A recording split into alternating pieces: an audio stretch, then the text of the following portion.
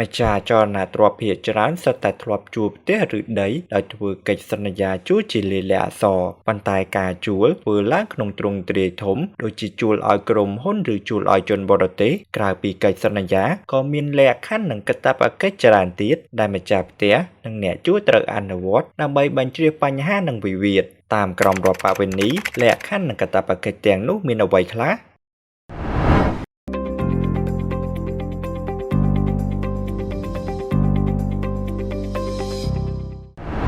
សហការឧបត្ថម្ភដោយ K-Rock បឿងខ្មែរស្រកាលេង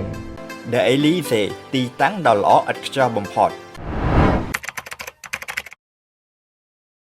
កិច្ចសន្យាជួលគឺសំដៅលើកិច្ចសន្យាមួយដែលភាគីម្ខាងឲ្យភាគីម្ខាងទៀតប្រើប្រាស់និងអាស្រ័យផលពីវត្ថុណាមួយដែលយកកម្រៃតាមច្បាប់កិច្ចសន្យាជួលមិនកំណត់ឲ្យធ្វើជាលាយលក្ខណ៍អក្សរនោះទេត្រឹមផ្ទាល់មាត់ក៏បានដែរប៉ុន្តែធ្វើជាលាយលក្ខណ៍អក្សរគឺមានទម្ងន់ជាងកិច្ចសន្យាជួលអាចធ្វើឡើងដោយកំណត់រយៈពេលឬមិនកំណត់រយៈពេលហើយក្នុងករណីបញ្ចុះការជួលភាគីទាំងពីរត្រូវព្រមព្រៀងគ្នានិងត្រូវមានការជូនដំណឹងឲ្យដឹងជាមុន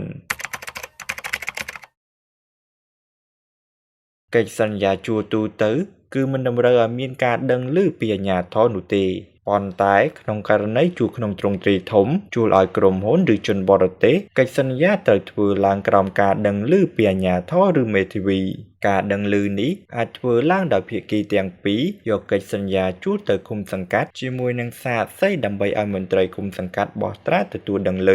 បើជួលឲ្យជនបរទេសភាគីទាំងពីរគួរធ្វើការបញ្ជាក់ទីលំនៅរបស់ជនបរទេសនោះឲ្យបានច្បាស់លាស់លើពីនេះបើការជួលមានរយៈពេលពី15ឆ្នាំទៅដល់50ឆ្នាំភាគីទាំងពីរត្រូវធ្វើឯកសារកិច្ចសន្យាចំណាជាមួយអាជ្ញាធរសូរិយោដី